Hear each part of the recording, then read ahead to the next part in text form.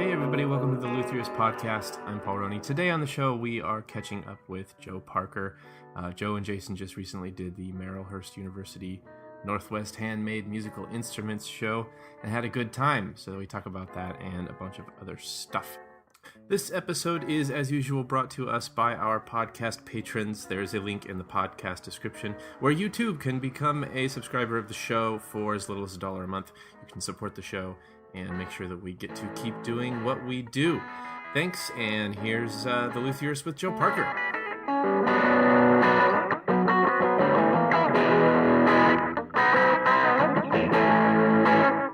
So for first impressions and everything, though, how did it go? Pretty good. I like the setting. I'd never attended it or obviously done it before. So I liked the campus. It was, the room was nice and light. It was a nice room. Mm-hmm. It was definitely acoustic based, and Jason warned me about that. Well, told me about that. Mm-hmm. So I kind of knew I was coming in, a little alien to the proceedings, as it were, and. There was a little friction because I'd meant to bring a little amp with a headphone jack as a backup, but I didn't think it would, I forgot it and I didn't think it'd be a big deal. So I just had a little, to me, a little amp. Yeah. Okay. So specifically, what was it? An 18-watt Champ 2. Oh, okay. Basically a deluxe reverb without a reverb, And, it's like, for me, it's like I've been to enough of these shows where, I know how important it is to, like, keep the volume, respectful and the duration of the demos respectful, because you don't want to blow out your neighbors. It's like I've been there. I've done, I've been around that happening, and it sucks for everybody. Mm-hmm. So, I did what, I tried to, but being in that setting, even that's still quite a lot. You know what I mean? Yeah. So there was a little, there were some toes stepped on. But I was, at that point I was like, I didn't have my headphone amp and I was there, so it was kind of like, I just had to hold my nose and go forward. Yeah. Because you're there and, at that point, I just felt an obligation to people who are checking out my stuff. Yeah, they want to hear it, they want to feel it, they want, so priority. Yeah, and so like I said, there's a little feathers ruffling going on there. Yeah, but I talked to the organizer afterward, and we emailed back and forth, and it turned out it's fine. Now we're good with each other. Yeah. I was like, I explained that, it was not feasible for me to pick up my setup and move it to a different room. It wasn't, wasn't feasible, wasn't secure, just what, and then, she asked me, well, what would be, and I said, well, a headphone requirement is perfectly reasonable. It's not sonically ideal. You're not pushing air through a speaker. Yeah. Yeah. Especially with, effects and buzzes and stuff. It's a whole different thing happening. But it's, for demo purposes, I think it's reasonable, and I would have done that had I brought my headphone amp, but as it was, I didn't, and I was just like, sorry, neighbors. So you just came in rabble-rousing bad boy? Just smashing things left and right. All the way. To 11. Well, this is middle fingers in the air, like what? Blowing up on people, This is head fake. You want to fight? This is my 4th year doing this, and definitely, Joe and I were talking about this at various times, like the volume of any particular instrument, whether it's the fiddle corner or a harp, or just any steel string, resonator instrument or something like that. It's very, very easy to push some goodly volume out of an acoustic instrument. I think though it was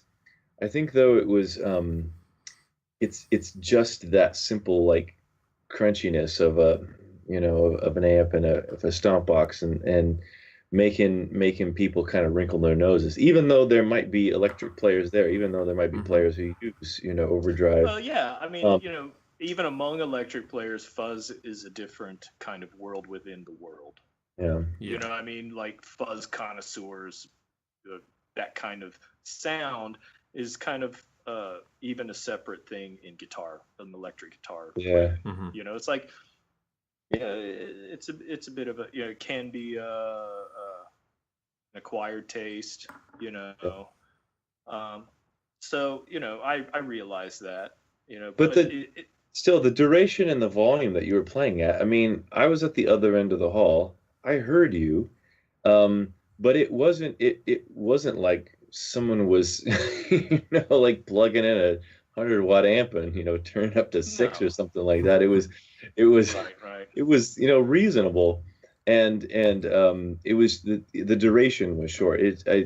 You just happened to be positioned exactly across the aisle from the from the organizer. I was like, oh, this is not good.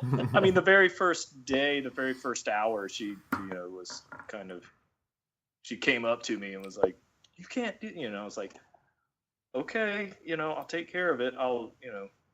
But at that point, it was bad.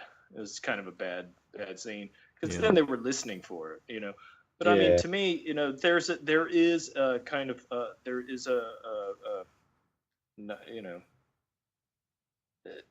you can't. There's unwritten rules about it. Even if it's like, I feel like as long as you're not sitting there going, just like up for yourself playing, it's like. There's all, because you go to shows and you see that where guys bored, he's just playing his own stuff, and it's like, you can't do that.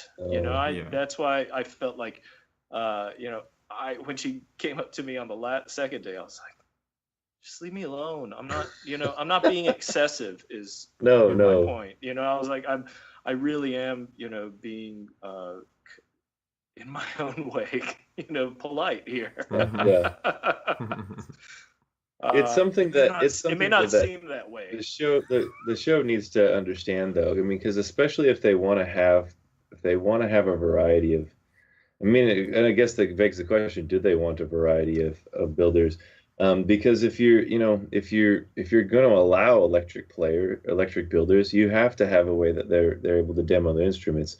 Because even an acoustic instrument, you're not going to be able to hear it very well. Like I was sitting at Gage's, I went over to Gage's table, and I picked up one of his guitars, and I was playing it, and I could hear the chords that I was strumming, but I could not hear tone or anything like that. Yeah, because just the conversation level was being drowned out. Yeah. So I mean, it's something that I think I was probably. Granted, David King's he's brought a bass amp to have in the back before, but having just demoing a bass is a lot different than demoing something with distortion, with overdrive on it, and I think I might have been, probably not the first person, but one of the most recent people to put an amp in the back room and have people demoing it. But even last year, because I did have somebody who came by my table and wanted to wheedly deedly on a guitar, and this dude was like, he was going on for 10 minutes, and there was like. He was like showing me his Yngwie his Malmsteen sweep picking and stuff like that, and I'm like, that's great, dude. Trying to smile and stuff, and there was like a couple parties of acoustic players back there, and one group left, and the other group just kind of glared at me, and another group came, and they glared at me. I'm just like, what am I gonna do? This guy's gonna wheedly deedly, And I know. I mean, and luckily there really aren't that many people like that. Right. I think I went last year. I think kind of grin and bear it for those guys.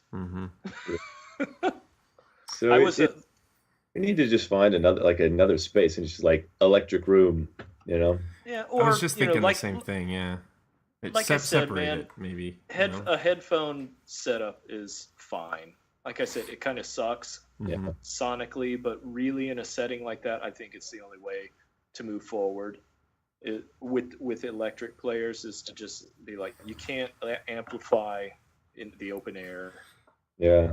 What sort of as much as I hate that, I think that's the only way you can do it. Well, what sort of a headphone amp system, do you think works, that like sounds best? Like, do you have one that you use that you recommend, or do you just I don't recommend it.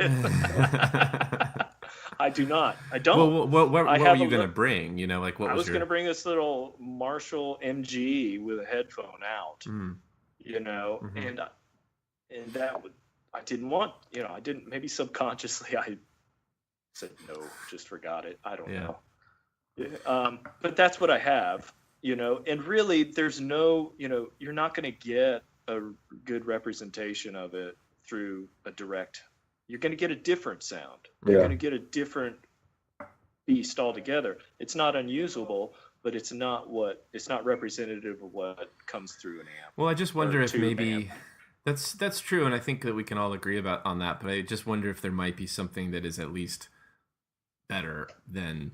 Oh, you know what I mean? Like, there's like the Kempers and the absolutely right. Or just like the Fractal and the new Line 6 stuff. That, like, some of that Even stuff might actually be more viable for that kind of a thing. And maybe what we need to do is, Marylhurst show next year or whatever, set up a booth with one of those things, and then or as me as a vendor, invest in something like an amp like that, like a decent modeling setup. Well, the amp this Cyber Twin that I have, it does a pretty good job. The headphone, I was just playing before we got on the call here. I was putting my 2 7-strings through their paces a little bit, and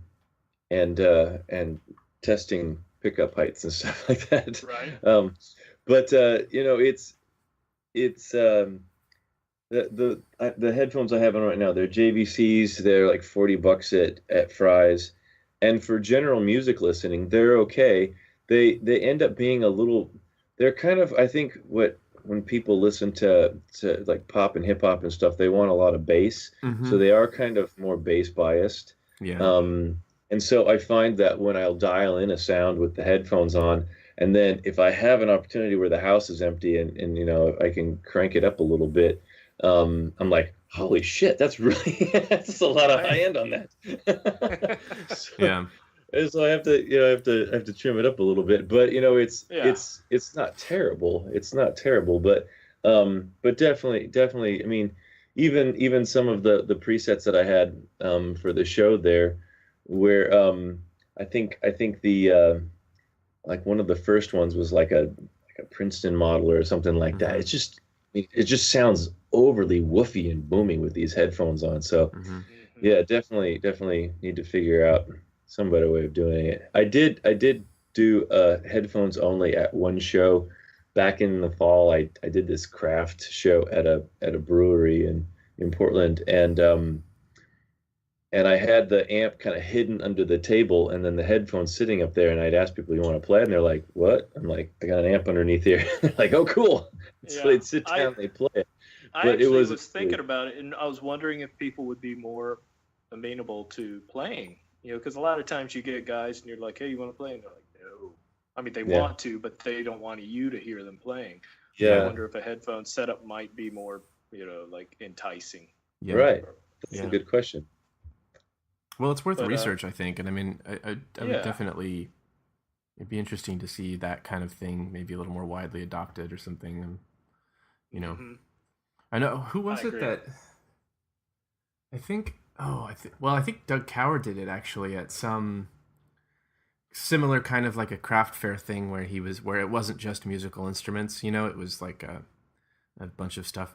But yeah, I think he brought like an iPad with like iRig or GarageBand or something like that, and people were able to just plug right into that, so that's an option, that kind of a thing. And that might be something that you could get into for a lot less money than, investing in a Kemper or something like that. Well, I think Line 6 probably has something affordable that sounds pretty good, Probably these days, I would imagine so, yeah. Yeah, I mean, they can't, they were the first ones out with the pod,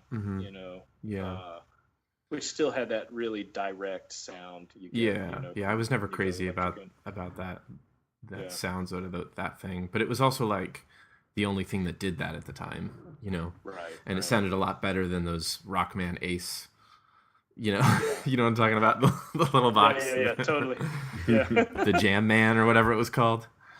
Well, when I was there in Portland, I was like I was actually end of day one. I was on Craigslist looking for mixers. Mm-hmm. I was like, where? I was like, Southeast.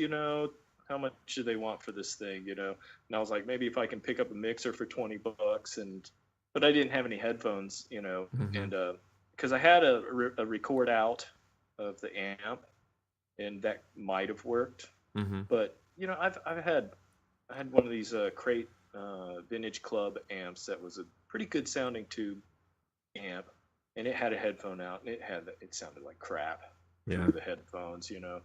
Even with a tube amp, it's not gonna. There's no guarantee it's gonna. Diverting it off the preamp is going to sound any better. It's just it's not the same thing. So I think modeling is the way to go. And in fact, like a bigger show like a Tacoma or something where everything is pretty loud, it might be better to have headphones so they can people can zero in and not kind of isolate it. Yeah. Mm-hmm. Yeah. So perhaps we need to throw this out to the community. Yeah, that's a good idea. Yeah. Maybe so listeners, if you have a favorite headphone set that works particularly well with an amp, let us know. Yeah. Give us a shout out on the Facebook group, and we shall investigate. Yeah, or email us at theluthiorist@gmail.com. That's always an option. We'd love to hear from some people, because I think that I think myself to a certain degree can be a bit of a what's the word? Troglodyte? Troglodyte. I'm just like, I'm not technically, I'm not too technology averse, I just don't really spend time looking at gear these days. It's just like I have like the gear that I have that does what it does, and it's fine, and I still need a bass amp, but like besides that, like whatever, I have everything, and I'm sort of like, I'm good, and I'm happy. I'd like a bass amp, but I bought a dual showman last year with a 412. I don't think I need a bass amp. That's good. That's cool. Yeah, that's a good amp. But it's so I just might not be up on what's available. You know what I mean? So, but I'm sure somebody out there probably has a recommendation. It's an interesting crossover in this sense, that these rigs are set up for people, or right now I think they're aimed at people who can't make a lot of noise, maybe live in an apartment, and it can serve this kind of trade show purpose. Where it could, the better sounding, a better sounding modeling would be really welcome in this setting. Like I just want it to sound as good as it can. Yeah. Through headphones. Yeah. So as far as headphones go, I do really like these that I'm wearing right now. The Sennheiser HD280. Yeah. These are. After I got these headphones, I just decided to invest in a good quality pair of headphones. This was a long time ago. I've had these things for probably 12 years or something, and they still work. Albeit they do look a little ratty, like the foam is kind of starting to come out. But they do a good job of isolation, canceling out all the other sound. And they, it's after I got these headphones, I started to really notice faults in other headphones. Because a friend of mine had a pair. He was like a recording engineer student, graduate of the Chico State Recording Engineer program and everything. And he had like these Sony headphones that he swore by, that he paid, I think, about the same price I paid for my Sennheisers. And every time I would put those things on, it was just like way too much bass, like way too much bass. And then I would unplug those and put my Sennheisers in, and everything was balanced.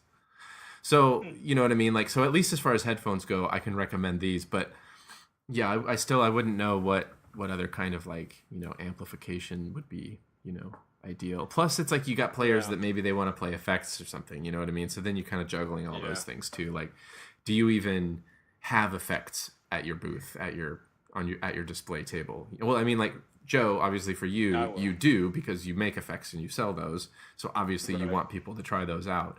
But for Jason or myself or anybody that is just a guitar maker that doesn't have effects to sell, do you bring them? You know what I mean? Like I would bring somewhat, you know, like standard things, maybe staples. Tube screamers, maybe OCD, maybe a Boss delay, you know, things that everybody has. You know, if you go to, I think if you get a little more specific, you totally get more specific than that. But if you want to just have stuff that people relate to, that a lot of, you know, have a big muff, have a Tube screamer, have a OCD, maybe have a compressor. Because I was thinking of like a direct signal chain. I was like, you know, maybe, you know, because I've got stuff, you know, I've got like a tube preamp / compressor thing. I've got, you know, decent mics and stuff like that from when I was recording. So I was like, maybe I could build a signal chain that could, you know, act like a tube amp. Yeah, simulate it. You know, but then, you know, then I kind of just like have other things to do. Yeah. It's like, what? Like, nah. Yeah. Then I just live my life. Yeah. Well, yeah, I mean, that's another question, I guess, is like we're talking about sort of things that are kind of like, for lack of a better way of putting it, like hopes and dreams. Like, what would you do in an ideal perfect world where, you know, you could just put anything you want in your booth?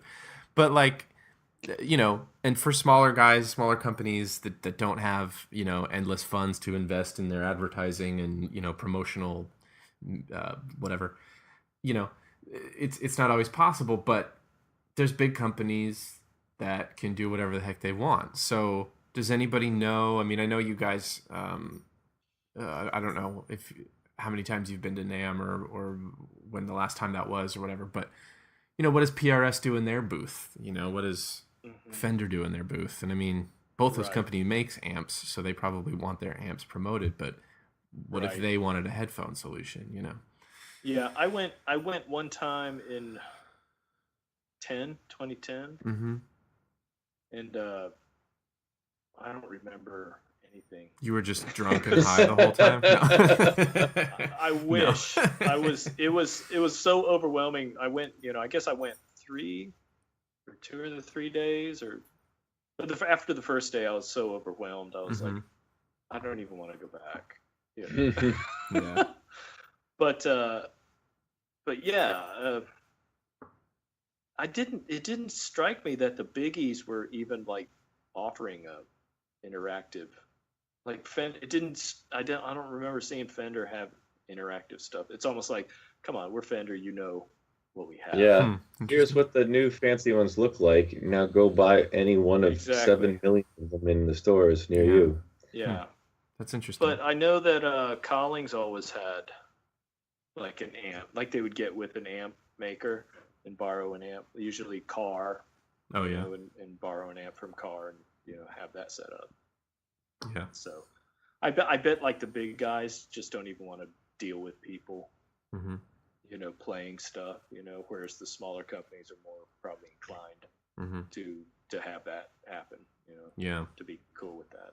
Yeah, I think you're right. And I mean, from my recollection of the, you know, my going to NAMM, yeah, it's about like what you described. Because, I mean, I think I only ever buzzed through the Fender booth one time, you know, went in the PRS booth, again, similar, and just quick walkthrough and left, you know, just to kind of say that I saw it or something. And yeah, I don't remember anybody actually playing anything, you know. And I guess that's maybe just kind of that's the way it goes, you know. Like you might see somebody picking one up off the display and just kind of holding it, looking at it, but they're not really, you know, playing it. But shoot, I think everything Fender had was behind a glass or something. Yeah. Jeez. When I saw A red velvet you know rope what? in front of everything. No, that's what it was. That's Yeah. what it was. I was like, they didn't put up glass. Yeah. It's just to my imagination. No, I think you're right. It was like a velvet rope. Yeah. You know, but yeah, you were at a remove. Mm-hmm. You know? Yeah, and I mean, but then all the smaller companies always would have some kind of an amp, and then the amp companies would partner with the small companies, and yeah, they. I like that. they would I figure think that's something really out. cool how Kinda people do that cooperative now. thing, yeah. Yeah. Let 'cause, the I mean, amp makers worry about that's an shipping those expensive things. booth, right? You chose to make an amp. Yeah. You know. Install the tubes when you get there. Guitars aren't better. I mean, guitars. Yeah. God, a boxed up guitar may be the most awkward thing to carry. Yeah, it's pretty bad, right? Yeah. It's not terribly heavy, but it's heavy enough, Mm-hmm. and you gotta like wrestle it around and stuff. Maybe your arm is getting all the way underneath there. Well, Right. what, Joe? Like, Ugh. what is your what do you ship in? Do you ship in a hard shell case or a gig bag, or what's your standard? I do hard shell cases. Okay. You know, like G&G wannabe cases. Oh, okay, sure. You know, and it's like there's not really a good option for me because my guitars they'll fit in a Jazzmaster case. Mm-hmm. They will not fit in a Strat Tele case. Yeah. And so that limits my my options. And I want that kind of vintage looking case. I don't want molded plastic. I don't want the weird Tolex ones, the cheapy looking ones. Mm-hmm. So, you know, it's like I'm kind of limited to those things at this time. Yeah. So it's just you know, like rebadging, you know, the Gator case. Yeah, sure. And so then it just goes in just the standard box or whatever that it ships in, and I get kinda them repackage from it. Uline, Those- you know, yeah. and like I'll wrap I'll put paper under the strings, you know, I'll put paper all in the case, wrap the headstock, and then as much as, you know, the world hates it, I use peanuts in the box because it really is the simplest, most secure way to fill that thing. You know, it's like put a layer at the bottom, box in, fill around with peanuts, cover it with peanuts, and it's encased. You know, it's ready to go. Yeah. But for sure. I've heard I've heard some feedback about it. I'm like, you're right, it sucks. But you know, just get the peanuts that dissolve in water. yeah, You can do that, but they still get everywhere. do Is the that. thing. It's just that when That's you pull the it out thing. of the It's box, they get everywhere. That's why people hate it. yeah, I'm not worried about the pollution Yeah. that I'm causing. There's, You know, it's a mess. Do you know who It's a TJ Thompson is? freaking mess. No. He's a luthier. He has this great the Fretboard Journal Summit. I think he did a talk or whatever, and he actually says that he charges extra to unpack anything with peanuts. Like anytime somebody shows up with a pack of peanuts, he like automatically tacks on more to their bill. I understand. It's kind of, you know. I found an like- interesting packing method. In my school, we bought a tuba this year, and it came shipped. It was in a giant box, and it came in a hard shell case, which was pretty nice. And then inside that, there were was it inside the case or was it inside the? No, because the tuba, the way it's shaped, it's got a wide end and then it's thin, right, for most of it. And it was the case in the box, and then this must be some sort of industrial method of packing. So it was 2 giant plastic bags that were then injected, like shot full of spray foam, like polyurethane spray foam. Yeah. And then the foam expands to fill whatever. It's like a custom foam thing. And I was just like, well, that's cool. Yeah. I suppose you can't really do that with one of those like fill the voids in your crawl space kind of like cans that you get at the department store, but or the hardware store. Yeah, but I think that would go horribly wrong. Yeah, it's just like oozing all over the place and ruining everything. It got on my finish. Nah, Yeah, I've seen those. That's pretty cool. Yeah, I'm sorry to say the peanuts are the best thing I've found. Yeah. And I know they're reviled, and I know why, but they work. Yeah. Yeah. I'm a big proponent of bubble wrap, if available. But I also and I worked at FedEx Kinko's, for like 7 years. We started with peanuts. When we would pack stuff, we had a big peanut hopper. And then we switched to Ranpak, which is just basically crumpled brown paper. Mm-hmm. And so that kind of ended up becoming my go-to nowadays if I have to pack something. Is I like to usually just go out and get a copy of the Portland Mercury or something, you know what I mean? Like get the local rag, you know what I mean? And then just crumple that paper and throw that in there. Local fish wrapper. So everybody can see our local marijuana ads, Exactly. It's like, this is living, folks. No, I use paper inside the case and then peanuts outside the case. Yeah. And whenever I get things back, I have this, I have like 2 huge garbage bags that I just keep all the peanuts in, just some reusing them. Yeah. There you go. Reduce, reuse, recycle. How many guitars did each of you guys bring to the show? I brought 6, but I put 5 on the table. Because one is like the first one. Mm. And, it's like the first one. I'm not really planning on selling it, or trying to. So, and 5 is about all you can fit on those tables. Yeah. Jason, you brought? I brought 6 plus the ukulele. Oh, okay. I've got those cool. Those 3 tree ones. Yeah, they're not great though for they. Although I can't decide if they're great or if they just are terrible, because obviously when you've got 3 that are on each side of like a triangle, one guitar is facing forward, but 2 are facing back. Sure. And so you kind of have to expect that people are going to see it from the side, like walking up, they're seeing it from the side. Yeah. But then I also had a lot of people stop at my table and then lean in kind of around the corner and kind of get engaged. Well, because even if you face it where there's kind of like 2 out, right, and they're and then one is perfectly backwards. Yeah, exactly. Yeah. Yeah, I like the singles, the little A-frame stands. So like the Hercules or whatever it is. Yeah, I think I got on stage or something like that.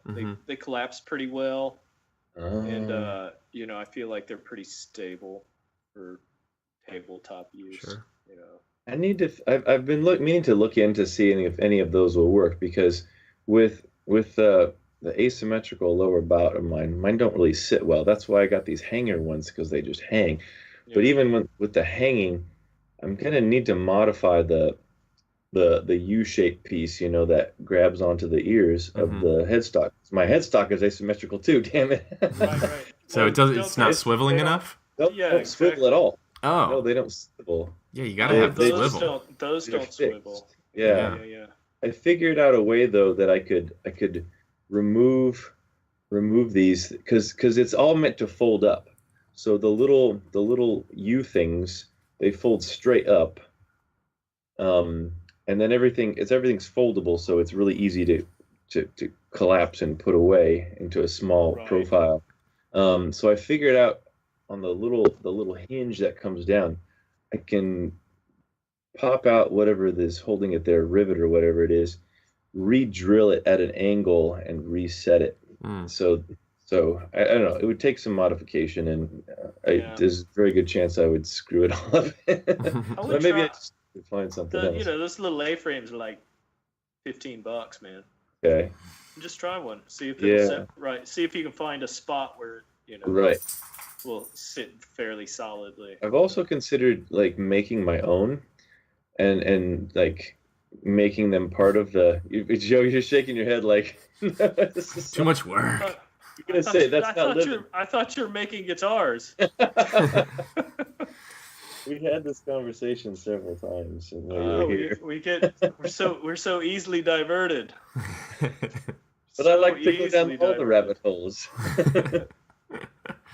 Fair enough. I like to spend my time doing anything but what I'm supposed to be doing. That's one thing that's good about having a toddler take up or an infant take up your time. It's like Focuses you seriously. Yeah. When I have time, I know what the hell exactly I'm supposed to be doing. Yeah. And what I'm trying to get done. You know? I understand. It's not a whole lot of like just sitting around like, what am I going to do today? That's been me over the last 2 months with a broken arm. Just like, okay, cool. Guess I'll work on the bike. I don't feel like it. It's too much work. One-handing that thing. Yeah. Swinging hammers at it. Yeah, I had to get an impact driver to get a screw out today, and it's like it took me so long to get one of those, and it's changed my life. Isn't that weird? Like you would think that every hardware store would just have impact drivers, but like it's hard to find. I finally had to just go to Harbor Freight and get the $9 ones. It's the only one I could find. Like really? But my friend, either that or the DeWalt ones are like $250. Well, you're talking about the me. electric. I just mean the manual that you hit with the hammer, you know? What? The manual impact driver, the one that you just hit with the hammer. You know what I'm talking about? It's like a big rubber handle with you put a bit on the end. You know what I mean? I didn't even know that was what that was. Yeah. I've seen that, but that's the old school impact driver, right? So you know, and it's got a big. That's ridiculous. Yeah. Yeah, so you hit it and it comes out. You hit it, and what it does is it has some kind of like a cam. It has like a cam action in it or whatever, so that as it's coming in, it twists just a little bit. Right, but it transfers the force of the hammer blow to a little bit of a twist. So if you've got a screw that is like really locked in and it's rusted in, you take this impact driver and you hold it down real firm and try to kind of give it a little twist, you know, and then smack it with the hammer and it takes the bolt right up and out. I learned something. And it's $9 at Harbor Freight. It's like plus you get to use a hammer. Like it's the best tool. Like, it's the greatest. That's amazing. You're hammering to remove a screw. Mm-hmm. Yeah. When you can reverse it so that it actually goes, you know, and to tighten a screw if you want to like really torque a screw, but like that's kind of silly. But like, you know, and you can just about any kind of a standard bit you can put in the end of it. So you could switch it over to like, you know, do socket wrenches stuff or you know. So you've got the caveman impact driver. Yeah. Literally impact. It's so great. Yeah, literally hit it with a hammer. It's so awesome. And the thing, I went to 2 hardware stores looking for one of these things. Well, and I would just be like, hey, I was like, hey, do you have an impact driver? And they would motion over to the wall of Milwaukee and Makita impact drivers that are all like, oh, look, this one's 18 volts cordless. And I'm just like, yeah, no, I mean the manual kind that you hit with a hammer, and they're all like scratching their head. Blink, blink, blink. Like, why is it like? Why? But I went to 2 hardware stores, like specialty nice hardware stores. They didn't have them. Finally, had to go to Harbor Freight. They have $9. What are you, 65? Yeah. Back after the war, you could find these on every shelf. Oh. It's a state of the art. But I was like, I was fully ready to like go and buy like the $30 one that's like, you know, high quality, but nobody had one. So I'm just like, okay, get the cheap one from Harbor Freight. Yeah. So say la vie. You could get. I got the you know, the battery out one, and I love that thing. Mm-hmm. I use it for my neck bolts now. Yeah.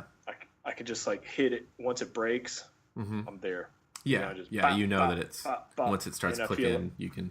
Yeah, I feel like the torque is, you know, at least even all over. You know, and actually, I'll go back by hand and tweak them just a little bit. Yeah, but I anchor my truss rods at the heel, so you know, when it comes time to tweak, it's like, you know, that's just the quickest way to like brap, brap, brap, brap.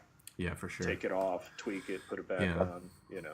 I've seen ones of those that have like a torque adjustment, and then others that don't. Mm-hmm. So but on my I have my power drill. I have a Milwaukee, and it's got a toggle for drilling and and screwing impact, basically. Yeah. So it can kind of function as an impact. So it doesn't have the nice little quick change, bit holder on the end of it. So you just have to manually crank it in. But I just like that I can switch it over to the screw setting, and then I can actually adjust to like a number and have like a frame of reference to say, okay, like crank that thing all the way up for my neck bolts, but crank it way down for pickguard screws or something. You know what I mean? Exactly. And then it and it finishes it off with that clicking. And here, this is it's my multifunction. This is my product recommendation. The Hitachi wand. This thing is awesome. It's also got that little the quick change. Oh, and you've got a number adjustment on it. It's got the clutch on it. It's on pickguard screws right now. Yeah. And then, but yeah, this thing is awesome. And I put those tuner twisty things. Oh yeah. On that, and you gotta get me one of those. Mm-hmm. It's great, man. It's like $50-$60, but so worth it. Yeah. And if you like it, it'll do like the 90 degree. Yeah. Cool. I like the wand. The wand configuration. The straight, the barrel. Yeah. Well, and the thing is, the other thing too, like I could have just dug out my power drill and set it to the impact setting and tried that on this rusted screw, but I would have had to go get my power drill, and it's much funner to buy a tool. So that's what I do. Especially when you can whack with a hammer. Exactly. It's just very gratifying. You're a strange and wonderful man, Paul. So, Joe, at the show, you did sell a pedal. I did. Right. Yeah, this guy came around and he didn't want to play. He was like, "Well, can you play?" And I just want to hear him. So I played some, and he went through all the pedals, and he was like, "Okay, I'll be back." Came back around about an hour later and bought one. Like, that's cool. It was awesome. Yeah, and it's like one of those things where it's like you can never tell who's going to be into it. Mm-hmm. Yeah. Because he didn't look like a fuzz guy, but he was. Which pedal was it? Like which model? The Saber. Saber. It's like a silicon tone bender type circuit with a boost placed after it and clipping diodes after it for a little extra compression. It's like a high gain kind of I wouldn't say scooped, but definitely a lot of highs, a lot of lows. Okay. But yeah, it was the first circuit that I did that I was just like really blown away. Nice. Like, cool. Every time I'd come back to it, I was like, yeah. So that's the one that I'm going with, and it's kind of like the basis of this one that I just did. Jetson. Yeah, that's named after my new son. Nice. And so it's got the same kind of electronic DNA.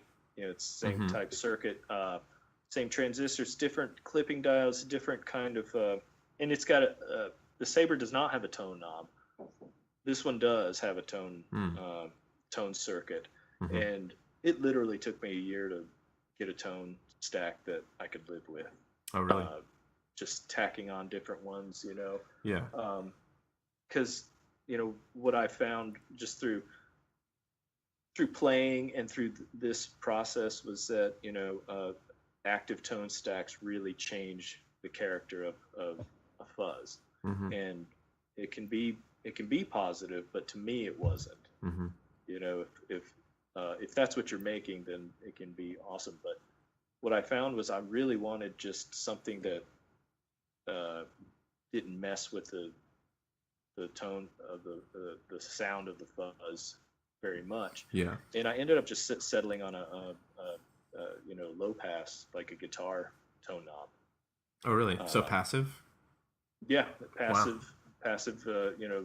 Roll off the highs kind of tone knob, because it took a little bit of signal, but there's so much signal in there with the fuzz circuit, and then with the clean boost that acts as a master, there's a ton of gain there, or there's a ton of volume there. Yeah.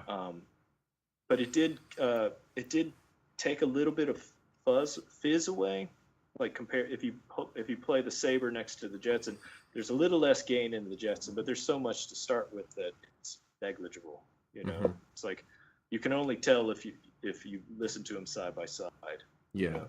So so Jetson's still pretty fuzzy. Oh, very. Yeah. And it's, you know, I'll probably just stick with the Jetson going forward. Oh yeah. Okay. Yeah, you know, unless there's some mad dash for the other ones, you know, it's like for me, it's like the fuzz pedals, you know, they evolve, but I really just want, I don't need 8 different ones. You know what I mean? Even though I already have 8 different ones. You know, yeah.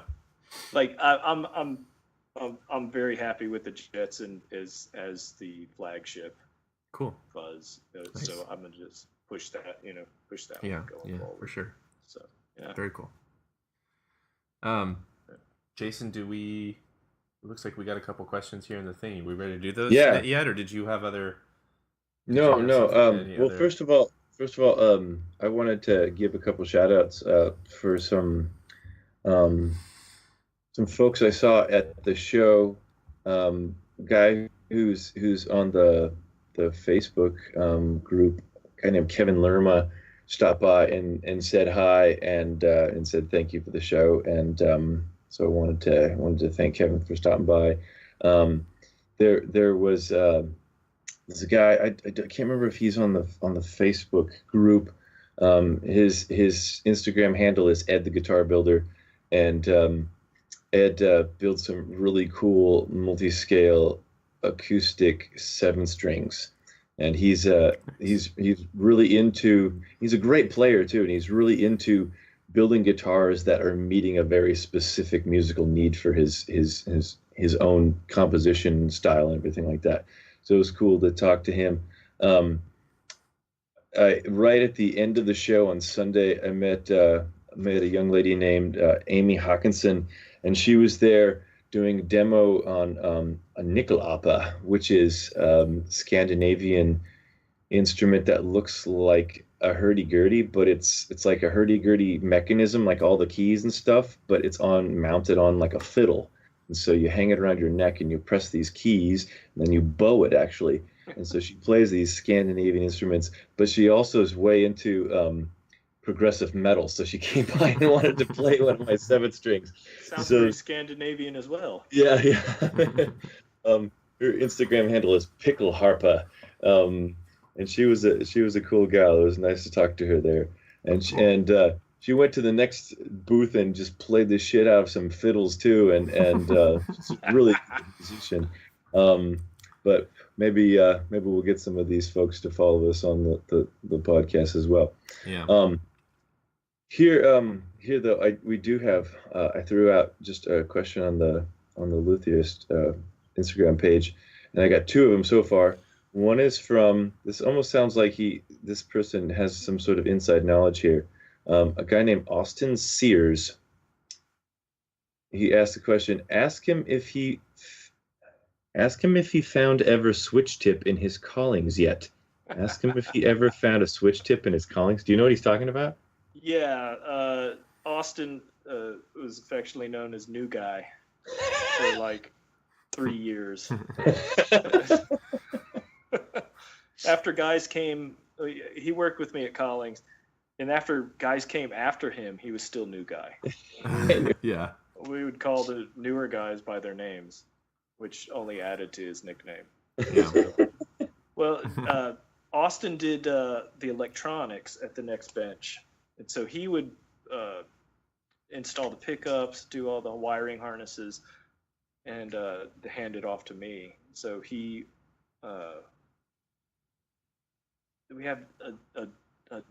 We'd have a ton of those switch tips, you know, the Switchcraft little Gibson switch tips, just tons and tons of them. And I kept finding these damn things on my bench.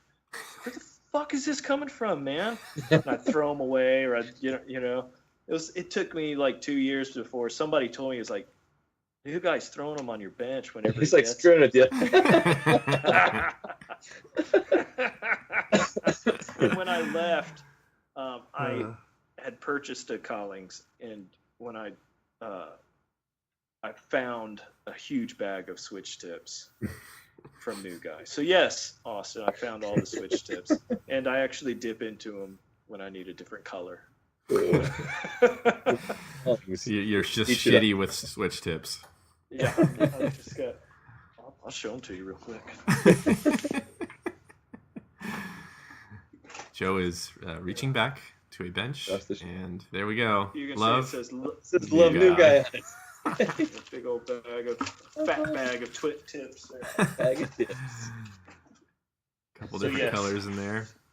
Yeah, the creams, the blacks. You never know what you're gonna need. Yeah. So they actually came in handy. Excellent. Here's another one. So this one's just based on some stuff that you were posting just like today or yesterday. A. Reynolds Acoustic Creations says, neck carving with a flapper disc? Oh, yes. That's not really a question, I guess. Discussed amongst yourselves. So he's talking about a post that you put on just, was it today or yesterday? It was yesterday, yeah. And you showed, it was really cool for me to see it because we had this conversation with Jason Bowerman about carving necks, and you were talking about cutting those 45-degree facets and bringing those 45s into, the cusp of the edge, the shoulders of your neck carve. And then that's like your main waist removal.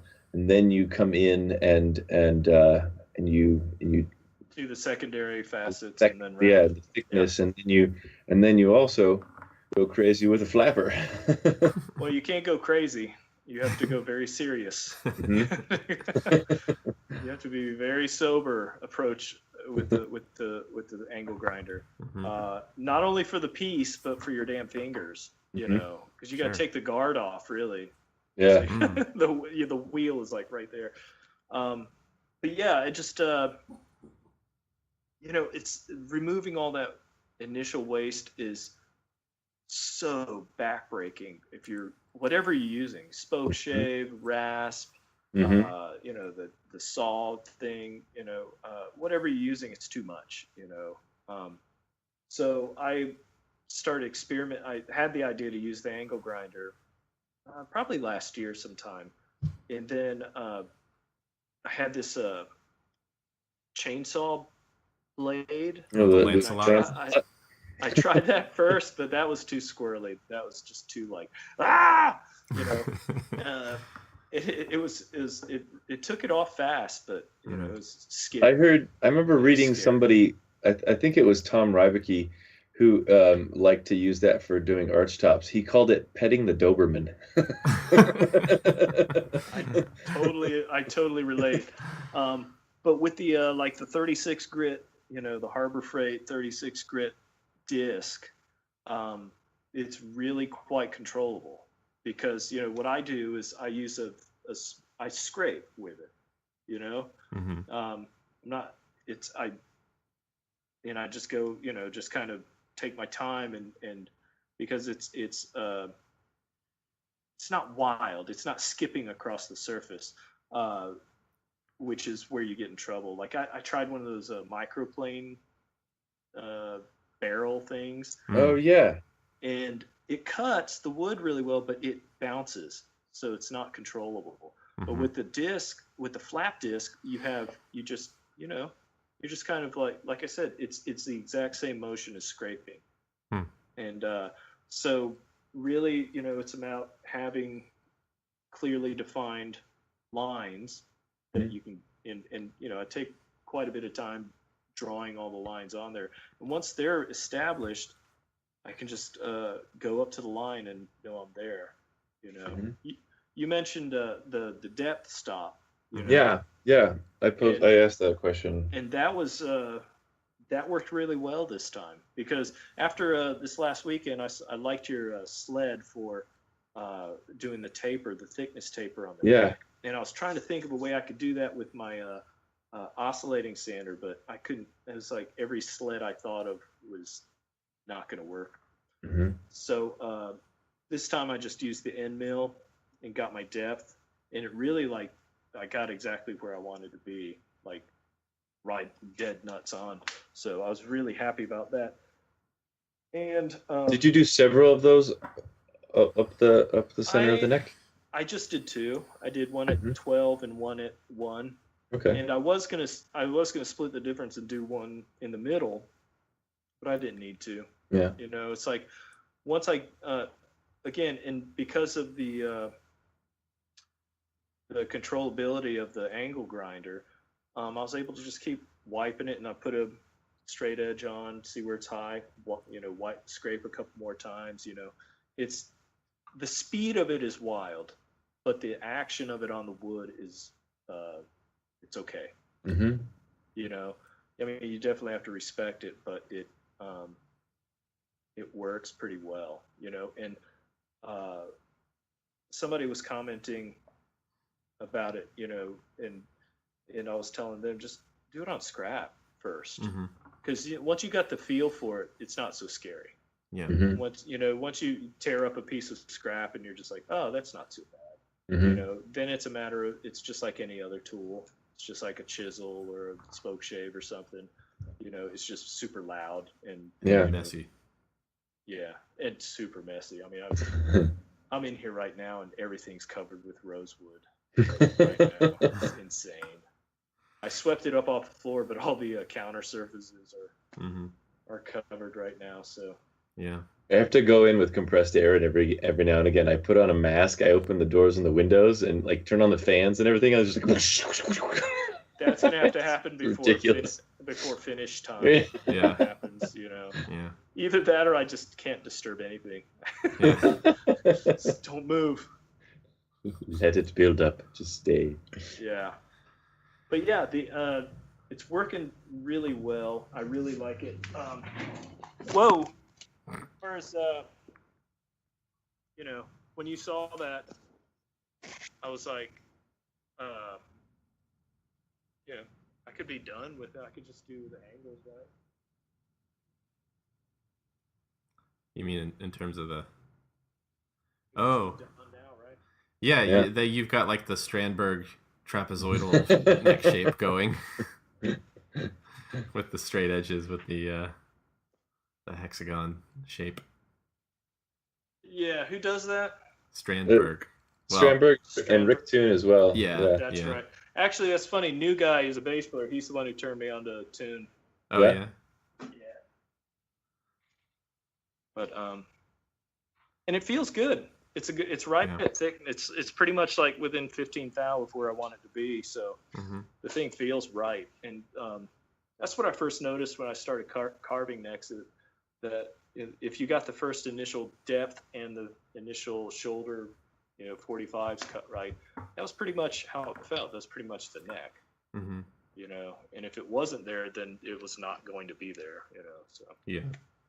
I want to try that because my little sled thing you said, and I showed you and Jason, it does do a really good job of getting the thickness and the taper.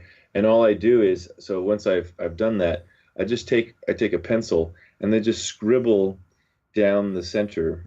Probably, I don't know, maybe somewhere. It's scribbled, so it's a quarter to even a half an inch wide, and then I go and attack the sides, knock down the sides, and facet it with the spoke shave, and I don't touch that part that I've scribbled on. I leave that, and then only when I come back with the sanding block do I start rounding into that area that I've left. Right. And that's how I control that thickness. But yeah, it's if you can do that, if you can reliably and accurately get that thickness and that taper, and just leave it and don't touch it until you're ready to blend those shoulders all the way over the top. Yeah, it's exact. You're there. You're there for sure. Absolutely. And I really I don't know if I'll come back with the angle grinder for the secondary facets. I might, just to knock them off pretty quick. But at this point, it really does save so much, just kind of sweat, because there's plenty more to do. There's plenty of sanding yet to come. Yeah. So just that sort of initial hogging off of the square portion of the neck so that you can kind of actually start to carve it is definitely like almost a whole separate step from actually carving a neck. It's kind of its own discipline unto itself. Like you do that first and then you carve the neck. It's almost not even part of the neck carving process. I think you're right. It is totally not totally separate, but it feels very separate, like the process of doing it. It's like because coming up with this angle grinder method has been a offshoot of various rasps, various saw rasps, and just like like, God, how do I get rid of all this stuff? It's not a guitar neck. Yeah. And because you're always amazed at how much wood comes off. You're just like, geez, that's really like. And even if and that's why like the first time I tried carving a neck, I was so scared. I'm like, I'm gonna take too much off. I'm gonna hit the truss rod. I'm gonna like screw something up. But no, it's just like you gotta like you take off wood and you put even if you're just doing simple stuff like using a little paper template, you're like, oh my God, that's like, wow, that doesn't fit at all. I'm gonna have to take off. Not even close. Yeah. I mean, even with this neck, I was like, drilling my depth hole. I was just like, God, that seems so much. That seems so far in. But I mean, for the numbers that I'm shooting for, that's where it needs to be. So, you just kind of resign yourself to that. Because so many times you leave too much meat and it just results in a weird neck, an eternally weird neck. Yeah. Chubby. It's never going to be, right. Unless you go back in on it and who's going to do that? But better to hit it the first time, right? Mm-hmm. Yeah, absolutely. I was going to say probably 10 years ago or so, when I was living in Southwest Portland and I was, a mile from Saul Cole's shop, I asked him if I could come over and take photos of his neck carving jig, which he had showed me that he had one, before. So I just asked if I could come over and take some pictures of it so that I could copy it, basically. And he was like, "Yeah, sure, come on over." He's got this really cool jig that did like a compound radius thing, you know what I mean? So it actually, it carved a neck. And he was demonstrating it for me. He actually like put a neck blank in it. He stuck the router on it, and this router was like always had the same bit set to the same depth all the time. You know what I mean? So that only used for this jig. And he starts doing it and it's making a lot of noise and there's chips flying everywhere.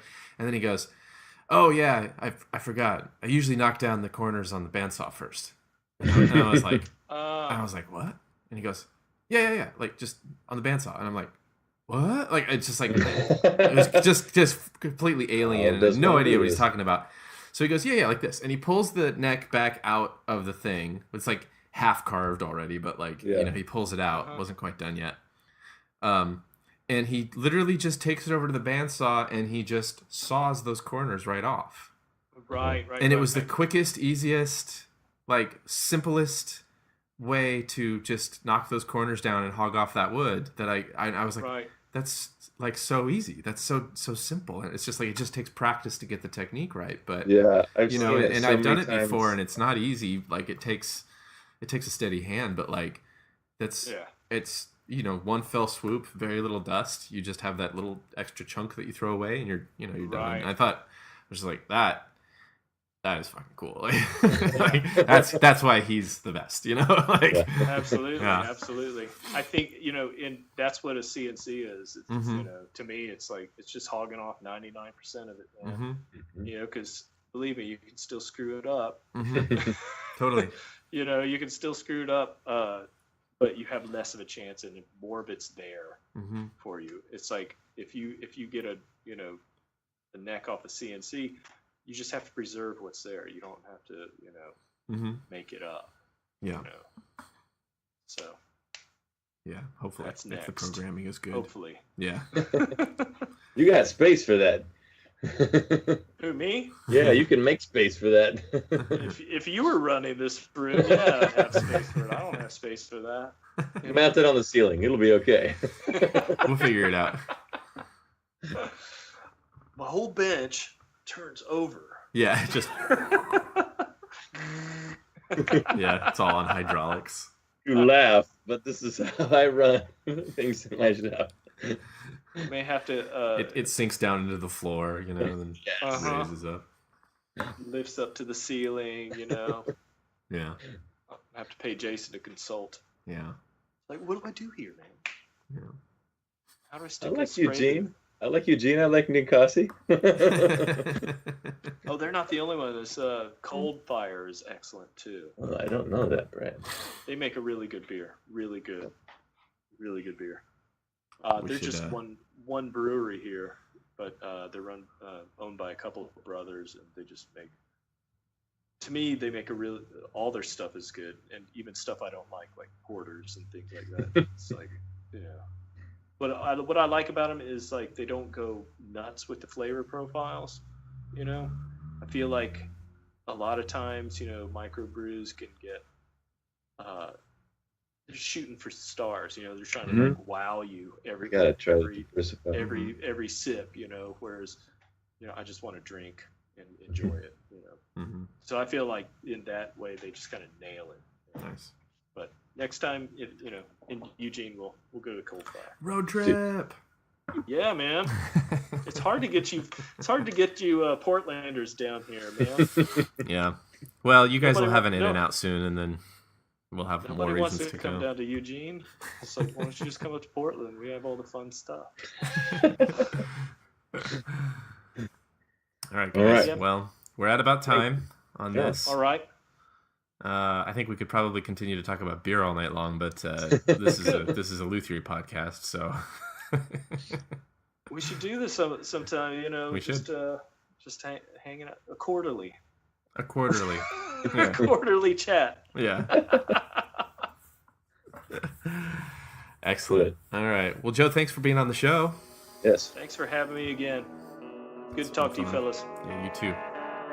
All right. Bye. See you, All right. everybody. Bye, in everybody. Guitar Land.